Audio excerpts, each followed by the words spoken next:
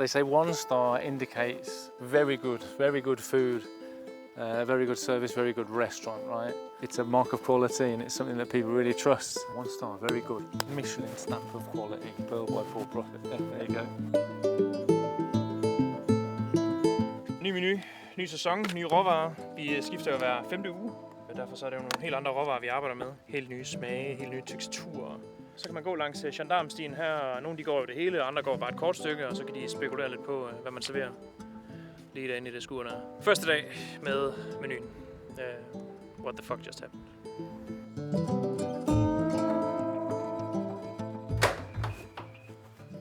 I'm Paul Proffitt. Welcome to Pearl by Paul Proffitt on the Pearl by Paul Proffitt YouTube channel, video number 2. This one we're entitling How to Get a Michelin Star in 89 Days. I wish I knew, but here we are. Der begynder at larme lidt på gulvet her. Ikke? Der ringer klokken, da man kommer ind, så du vil, der er nogle gæster, der ankommer. Der må nok have været noget heroppe, fordi der er tapet her på. Jeg har stadig fået det samme følelse i maven, som første gang jeg så den. Det var helt vildt flot. Og jeg synes, det er noget af det bedste omgivelser, man skal spise mad i. How old am I now? I'm 38, and I started cooking in a professional kitchen when I was 12, believe it or not. My nan took me in the kitchen. She used to look after us on a Thursday after school, and she started baking stuff in the kitchen. I was quite a greedy little kid, you know, so I thought, well, if I could make this at home, then I could eat it, right? So I started baking cakes and making little bits and pieces. And then my neighbour, she came around one day and was like, oh, this cake's really good. And she had this Greasy Spoon cafe. So I went in there and I started making cakes for the display cabinet that I'd sell to her for £3 or £4 a piece. I went in the hot kitchen, started cooking pieces of bacon and cheese and potato pie and full English breakfast and all this kind of stuff. And that was what got me into the profession. I don't know how professional it was, you know, but we'll call it the professional kitchen. This is also why the restaurant is called Pearl.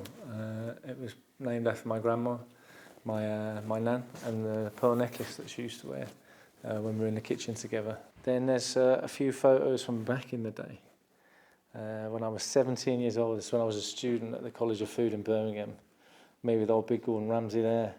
There's Rick Stein. Leslie Waters used to do some TV, Ready Steady Cook on the TV. Anthony Warrell Thompson. Ainsley Harriott, big Ainsley, brilliant.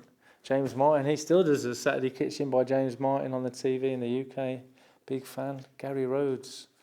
Wow, God rest him. So there's some real old school pictures here from my cooking time. That was when I graduated from the College of Food. This is one of my very first mentors. This is Richard Brocklesby, who was a lecturer at the College of Food in Birmingham. And he really, I think, saw something in me and took me under his wing. So we used to go down to what we call Brocklesby's Cave, like down in the basement. He'd just be there prepping big hunks of meat on these old wooden blocks. And I used to use a lot of free time down there with Richard Brocklesby, so I owe a lot to this man for sure. Proper old school, late 90s, early 2000s dishes here from a disposable camera. Beautiful. Så der står det dejligt pænt hul i væggen her. Så du kan godt høre, der er gang i den. Og indtil videre, det går godt, ikke? Ja, det skriger fremad. Men jeg har ikke så meget forstand om byggeri, køkken der med mit område. Inden for den sidste uge var der mail på væggen, der er nogle af farverne. Og så har vi The Shirley Temple over på den anden side. Jeg elsker bare den rum. Jeg synes, det er simpelthen så meget karakter i. Det vil også være barn, så det hjælper i hvert fald. Jeg synes, de fleste folk kan godt lide det der. I went to work at Hennekig Kro out on the western coast of Denmark, which at the time had no Michelin stars. It was just a really, really good restaurant. I kind of went on a whim. Because one of my chefs in England said, if you move into Denmark, you need to go see this guy. He's an English guy who moved to Denmark a few years ago. His sous chef had given his notice in, so we got to chatting and, you know, when were you looking to move? I said, probably like 9 months, 12 months, something like that. He went, I said, what's up? He said, my sous chef just gave his notice in yesterday. I'll take the job. Oh no, you need to go home and think about it. You've got a family and you're moving over here, whatever. This was in, I think, September 2015. So I called him every day for 3 months on the phone. When I was on my break from Swinfen, I called him every day. And it was New Year's Day, he called me and said, all right, you've got the job. And then we moved out to Denmark, and I was at Henna for nearly 10 years in the end. Shortly after I joined, we got the first Michelin star. Year after, got the second Michelin star, and then I was head chef there, as I say, for nearly 10 years before opening this restaurant here, my restaurant. So obviously there's been a lot of hype around the fact that we were able to achieve the Michelin star here at this restaurant in 89 days, which is incredible. But the truth is it took me 25 years and 89 days to achieve this Michelin star. So you don't want to play it down too much, but yeah, it's been a long road.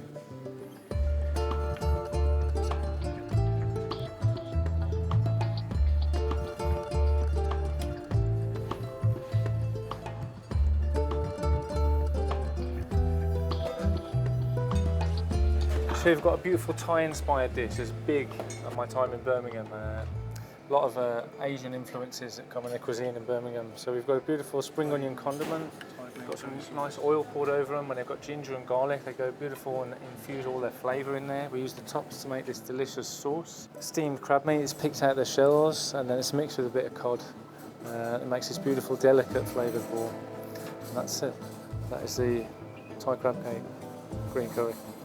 That's me, that's my upbringing, that's my personality. I'm not shy of using more of the exotic flavours, you know what I mean?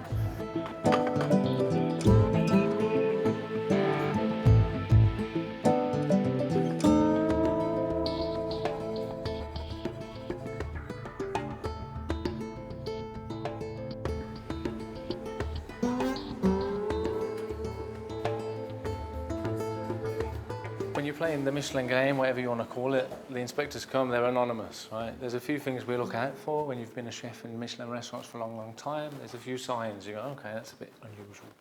So we're always going through the bookings here anyway, not to try and pick out Michelin inspectors, but because we want to know as much as possible about the guests. Have they been here before? What do they like? What can they eat? What can they not eat? And so on and so forth. It sits at this beautiful table here. It's probably my favourite table in the restaurant table too, which looks at this incredible view over Flensborg Fjord. And then we cooked him dinner, you know. But that was 3 weeks after we opened, and I really didn't think we'd be so much on the radar for Michelin. Maybe I was a bit naive, didn't think I had the pulling power to get him out here so soon. But I think he bought the table before we even opened. So it just shows that I think they were, after 10 years at a two-star restaurant as head chef, I think they're interested in what my next move is going to be.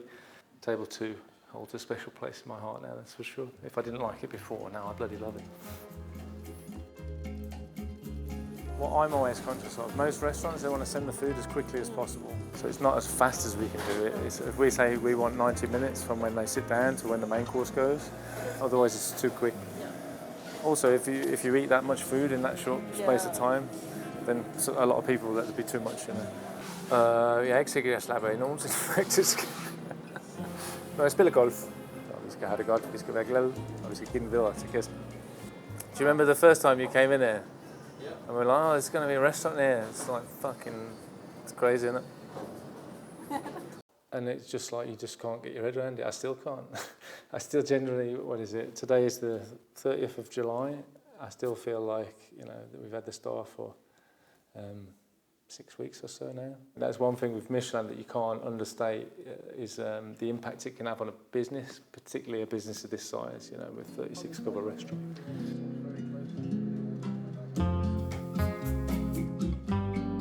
Yeah, I mean, one of my big passions is probably teaching. It's passing on the things that I've learned through my journey to the next generation. I think it's cooking as a craft. Like those old school techniques are definitely getting less and less. They come and they work hard and they work the 4 days a week.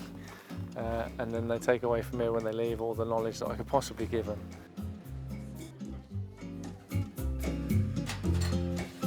Jeg glæder mig, Oliver, til at køre den nye menu igennem første gang. How do you get a Michelin star in 89 days? I don't have a fucking clue. But we managed it. There's some salient points that I think are important to note here. One, we have an absolutely beautiful restaurant. I don't think that hurts. I've got some fantastic business partners I work with, and I have an incredible team. So the guys, they bust their ass here to make it work on a daily basis. And without them, there's no two ways about it. Like, this doesn't happen. I'm not standing here today. My close family, my children, and my wife, Julie, who is, without doubt, the thing that makes this whole thing work. You need to have a desire to improve every single day. One day at a time, one plate at a time. It's a summary of my journey so far to this point, and it's very personal. There's so many very personal stories that connect the whole thing together. And then my identity, that little quirkiness, like whatever you want to call it, the whole journey I've been through to get to this point, is mirrored in the English wallpaper we have in the bathrooms. Oh, what was that? Did you get that, Oliver? Wow. I think that about wraps it up. I've run out of things to say about how we somehow managed to get a Michelin star here in 89 days. Next time, we've got a very special guest who'll be coming and joining us. We're running a laugh. So tune in for the next one. I'll see you there. All right.